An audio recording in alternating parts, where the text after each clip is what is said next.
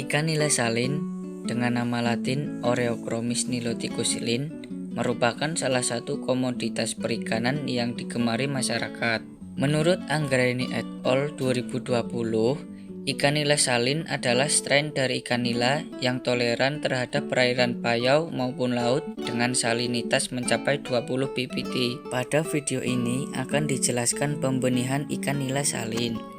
Pembenihan meliputi persiapan kolam, pemeliharaan larva, pemberian pakan, pengendalian hama dan penyakit, serta pemanenan.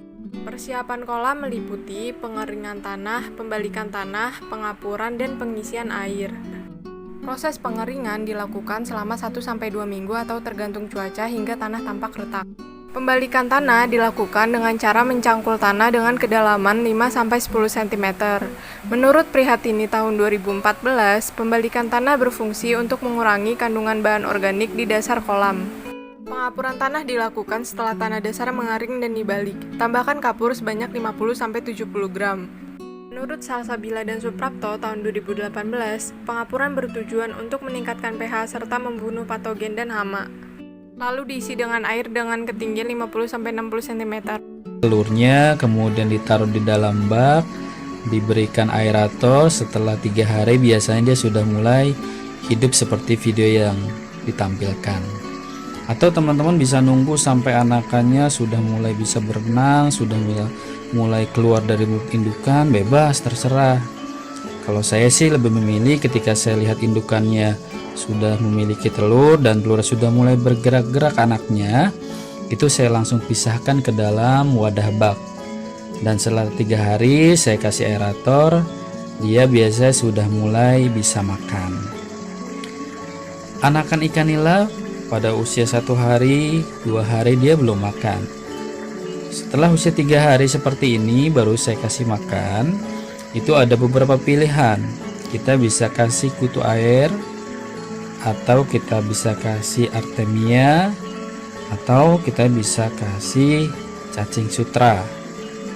Di sini sendiri saya baru kasih ikannya itu pelet yang dihaluskan. Jadi ada pelet yang masih butiran, saya blender, saya giling halus, lalu saya kasih anakan ikan nila. Itu pun tidak apa-apa. Namun biasanya kalau kita kasih makan pelet, airnya menjadi cepat keruh. Biasanya kalau misalnya kita tidak mau cepat keruh, itu kita kasih makan cacing sutra.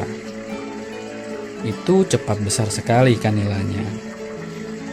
Dan setelah sebulan baru anakan ikan nila ini bisa kita taruh di kolam pembesaran. Pengelolaan pakan ikan nila. Pakan yang sering diberikan dalam pemeliharaan benih ikan nila adalah pelet. Pakan buatan tersebut mempunyai kandungan protein yang sangat membantu proses pertumbuhan pada benih ikan nila.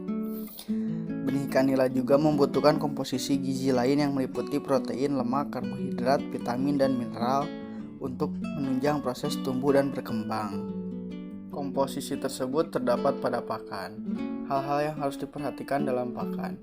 Pertama, pelet komersial harus memiliki kandungan lebih dari 25% protein. Dosis untuk pakan harian harus memiliki 4-15% biomasa dengan frekuensi 3 kali secara bertahap mengikuti tingkat respon ikan. Ikan nila membutuhkan pakan sebanyak 3% dari bobot tubuhnya setiap hari. Pemberian pakan bisa dilakukan pada pagi dan sore hari. 2. Diameter pakan disesuaikan dengan ukuran mulut ikan.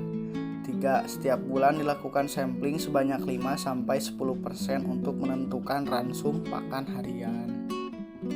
Perhitungan dosis pakan budidaya ikan nila.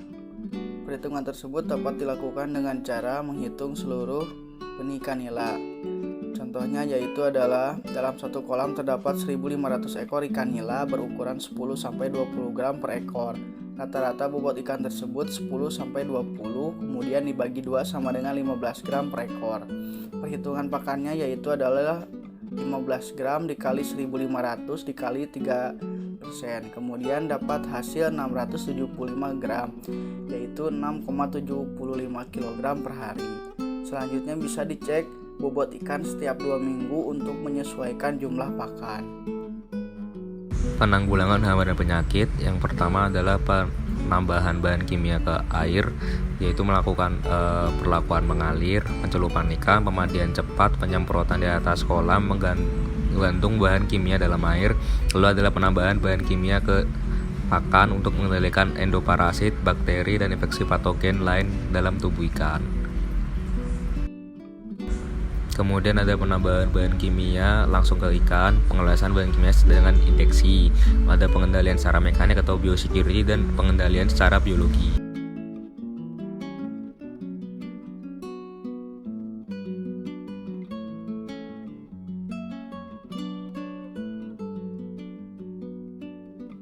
Demikian yang dapat kami sampaikan dari kelompok 2 pembenihan ikan nila salin. Terima kasih bagi rekan-rekan yang telah menyimak video dari kami. Sampai berjumpa kembali.